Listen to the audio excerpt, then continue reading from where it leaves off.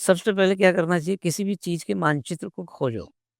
मानचित्र को खोजते ही जाएँगे, तो जैसे कि कहीं भी जाएँगे तो आपको मिल ही जाएगा। फट से आपने देखा कि एक लेटा हुआ एक जगह है।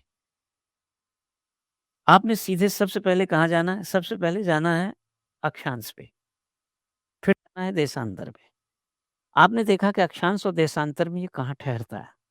आपने देखा इक्वेटर के ऊपर है, कर्क रेखा के नीचे है, कैरिबियाई सागर में है, उत्तर अटलांटिक महासागर में है। आपने फटाक से इसका आइडिया ले लिया। अब कहीं भी मैप खोलेंगे तुरंत वहाँ पहुँच जाएँगे। आपने देखा कि ये जो इलाका है और ये जो इलाका है, इनके बीच में 11-12 क्योंकि ऐसे-ऐसे लाइन जाती है उसकी देशांतर की, तो 11 से 12 लाइन जा सकती है, जैसा कि है। चूँकि ये लंबा ज़्यादा होगा तो लाइनें ज़्यादा हो जाएँगी। आपने फट से देखा कि इसकी राजधानी क्या है? आपने पाया हवाना है।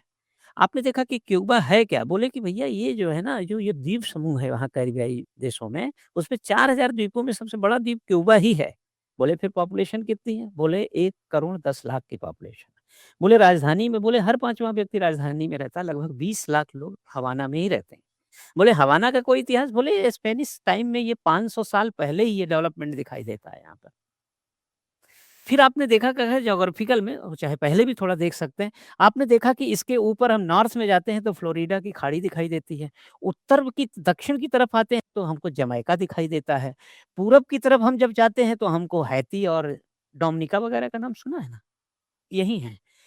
पूरब की तरफ अगर हम पश्चिम की तरफ जाते हैं तो हमको मेक्सिको की खाड़ी दिखाई देती। यानी पश्चिम, उत्तर, पूरब, पश्चिम, दक्षिण सब में आपने उसको खोज लिया। आपने ज्योग्राफिकल इसकी जो मोटी-मोटी जानकारी हो गई। आप अब तो पॉलिटिकल वे में गए कि पॉलिटिकल वे क्या है इसका? तो आपने पाया कि 1959 में यहाँ पे सत्ता परिवर्तन हुआ, क्यूबा की क्रांति हुई। क्यूबा की क्रांति 1959 में हुई, फिडेल कास्ट्रो की सत्ता आई और उन्होंने समाजवादी देश का मतलब समाजवादी ढांचे को अपनाया। समाजवादी का मतलब है कि 1945 के बाद जब दुनिया 2 ध्रुवों में बँटी तो एक पूंजीवाद था, एक समाजवाद था। जो समाजवाद था वो रशिया उसका नेतृत्व किया, जिसको आज की तारीख में मास्को उस समय भी था, मास्को आज भी है, बट उस समय सोवियत संघ था। और अमेरिका क्या था? पूंजीवाद का नेतृत्व किया।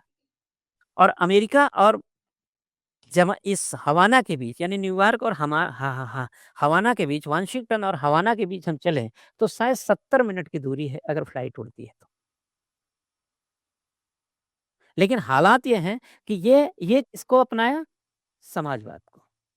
समाजवाद अगर अपनाएँगे, तो पूंजीवाद को कष्ट हो जाएगा। और यही पूंजीवाद का कष्ट अमेरिका और अ, क्यूबा के बीच में कई प्रतिबंधों को जन्म दे दिया। 3 जनवरी 1961 आते-आते हर तरीके के संबंध को अमेरिका ने खत्म कर दिया, आर्थिक प्रतिबंध लगा दिए। 1962 में जैसा कि एटॉमिक जो हथियार थे, मिसाइल थे, उसका एक तैनाती क्यूबा में किसने कर दिया? सोवियत संघ ने।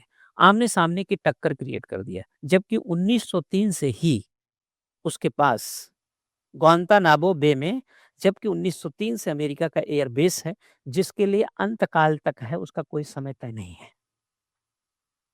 कास्ट्रो सत्ता में आने के बाद इस घटना को, जो ये एयरबेस था, इसको अपने संप्रभुता के खिलाफ माना कि हमारे देश में क्यों भाई? टकराहट बढ़ेगी, प्रतिबंध बढ़ेंगे। 1960 से 91 तक सोवियत संघ यानी सोवियत संघ जब तक जिंदा था, तेल की पूर्ति सोवियत संघ किया करता था और उसकी चीनी की पूर्ति, निर्यात चीनी का क्यूबा किया करता था। सोवियत संघ भंग हो गया, मामले बिगड़ गए। धीरे-धीरे मैक्सिको की तरफ गया, कहीं से जहाँ से जुटा सकता था। 2000 के बाद से वो वेनेजुएला से तेल ले रहा था। और वेनेजुएला से तेल की शर्त क्या थी? Oil for doctor. तुम मुझे तेल दो, मैं तुमको डॉक्टर दूँगा। चलता रहा। ये सारी कहानी के बाद कब बिगड़ गया? जब मदुरो को ट्रम्प उठा के लाए, वेनेजुएला पर भी उसका कब्ज़ा हो गया, खत्म हो गया वहाँ से। अब रसिया थोड़ा तेल दे रहा है, कुछ मिक्स व्यवस्था के तहत अपनी व्यवस्था कर रहा है। फिलहाल वर्तमान में क्यूबा काफ़ी खराब हालत में पहुँच चुका है।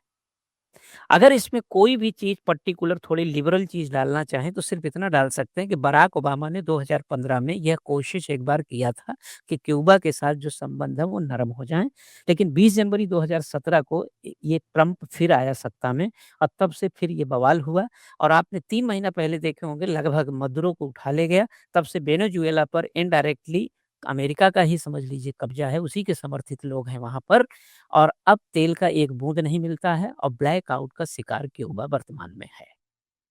और इतना नहीं इसका इम्पैक्ट क्या है, ऊर्जा संकट से क्या हो रहा है, आर्थिक संकट खड़ा हो रहा है, वहाँ के रा सामाजिक संकट खड़ा हो रहा है, वहाँ का जीवन-मरण का संकट खड़ा हो रहा है, वहाँ पलायन शुरू हो चुका है। हवाना में 20% यानी करीब हर 5वाँ व्यक्ति हवाना में रहता है। जो अमीर होंगे वही सब इधर-उधर भाग रहे होंगे, यही करते हैं। हमारे देश में कौन-सा गरीब आदमी जाके इंग्लैंड में घर बना लिया। जिसको अमीर है वही भागता है, वो देश छोड़ के जा रहे होंगे, ये हालत है। यानी एक प्रकार से दिन-रात वहाँ ब्लैकआउट चल रहा है। ऊर्जा के कारण क्रूड ऑयल के कारण, खपत कम होने के कारण मतलब आयात कम होने के कारण वहाँ की समस्या सड़कों पर बह रही है। सब लोग ईरान और इज़राइल, अमेरिका में उलझे हैं, जबकि कैरिबियाई देश में द्वीप समूह में एक क्यूबा है, जो दुनिया के सबसे अच्छा मेडिकल मॉडल के लिए जाना जाता है, बेहतरीन चीनी उत्पादन के लिए जाना जाता है। और काफ़ी अच्छे हम लोगों के संबंधों के लिए भी जाना जाता है, ध्यान रखिएगा।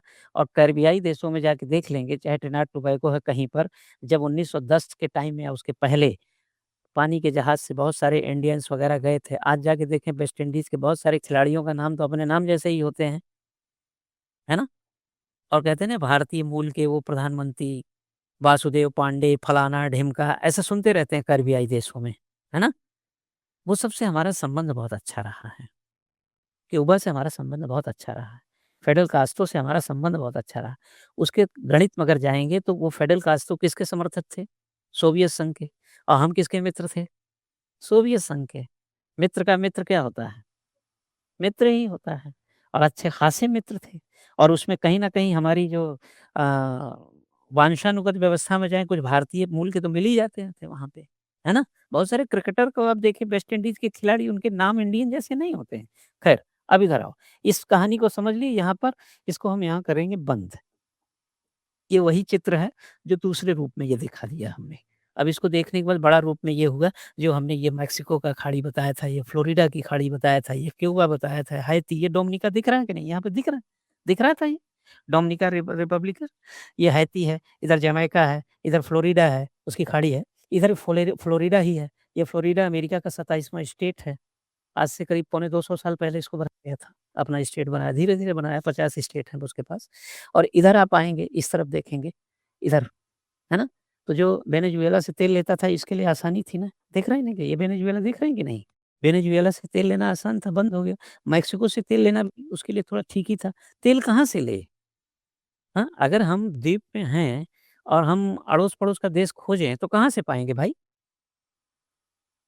क्यों? 4000 आइलैंड हैं वहाँ पे, द्वीप हैं, उसमें सबसे बड़ा है, लेकिन सबका हालत क्या है? क्यों? अब अगर इतना आप समझ गए हैं, तो इससे आप समझ जाइएगा ऊर्जा संकट भी आया, आर्थिक संकट भी आया, पलायन का भी संकट आया, भूकंप और हरिकेन वहाँ का संकट रहता ही है। वहाँ ऑस्कर है, राफेल है, ये वहाँ के हरिकेन्स के नाम हैं।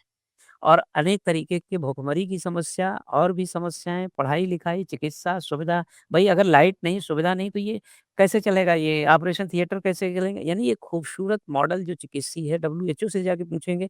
और कोविड-19 के टाइम में आप देखेंगे तो यूरोप के देश मर रहे थे, तो उसके मॉडल को लोग अपनाने का प्रयास कर रहे थे और मदद माँग रहे थे क्यूबा से। अब क्यूबा के पास जो डॉक्टर के अगर 1 लाख पे डॉक्टर की बात करें, तो सबसे ज़्यादा डॉक्टर उसके पास मिलते हैं।